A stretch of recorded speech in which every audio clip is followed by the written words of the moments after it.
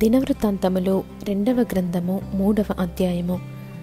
తరువాత సొలొమోను యెరూషలేములో తన తండ్రి అయిన దావీదునకు యెహోవా ప్రత్యక్షమైనప్పుడు మోరియా పర్వతమందు దావీదు సిద్ధపరిచిన స్థలమున యెబూసీయుడైన ఒర్నాను కళ్ళ ముందు దావీదు ఏర్పరిచిన స్థలమున యెహోవాకు ఒక మందిరమును కట్టనారంభించెను.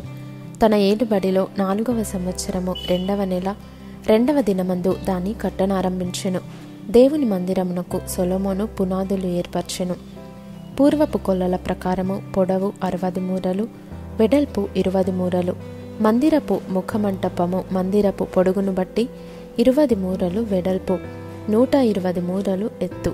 దాని లోపలి భాగమును ప్రశస్తమైన బంగారముతో అతడు పొదిగించెను. మందిరపు పెద్ద గదిని దేవదారు పలకలతో కప్పి వాటిపైన మేలిమి బంగారమును పొదిగించి పైభాగమున ఖర్జూరపు చెట్ల వంటి పనియు గొలుసుల వంటి పనియు చెక్కించి ప్రశస్తమైన రత్నములతో దానిని అలంకరించెను. ఆ బంగారము పర్వయీము నుండి వచ్చినది. మందిరపు దూలములను, స్తంభములను, దాని గోడలను, దాని తలుపులను బంగారముతో పొదిగించి గోడల మీద కెరూబులను చెక్కించెను.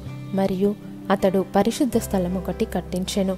దాని పొడవు మందిరపు వెడల్పును బట్టి 20 మూరలు, దాని వెడల్పు 20 మూరలు.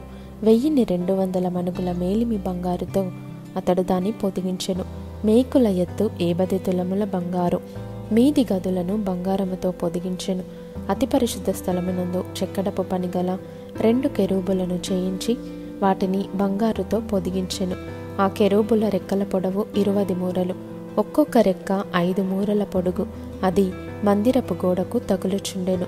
రెండవది జతగానున్న కెరూబు రెక్కకు తగులుచుండెను. ఈ ప్రకారము చాచుకొనిన ఈ కెరూబుల రెక్కలు 20 మూరలు వ్యాపించెను. కెరూబులు పాదముల మీద నిలువబడెను. వాటి ముఖములు మందిరపు లోతట్టు తిరిగియుండెను. అతడు నీలి నూలుతోనూ, ఊదా నూలుతోనూ, ఎర్ర నూలుతోనూ, సన్నపునార నూలుతోనూ ఒక తెరను చేయించి దాని మీద కెరూబులను కుట్టించెను.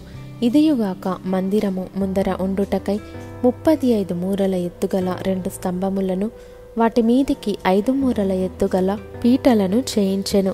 గర్భాలయమునందు చేసినట్టు గొలుసు పని చేయించి స్తంభముల పైభాగమున దాని ఉంచి 100 దానిమ్మ పండ్లను చేయించి ఆ గొలుసు పని మీద తగిలించెను.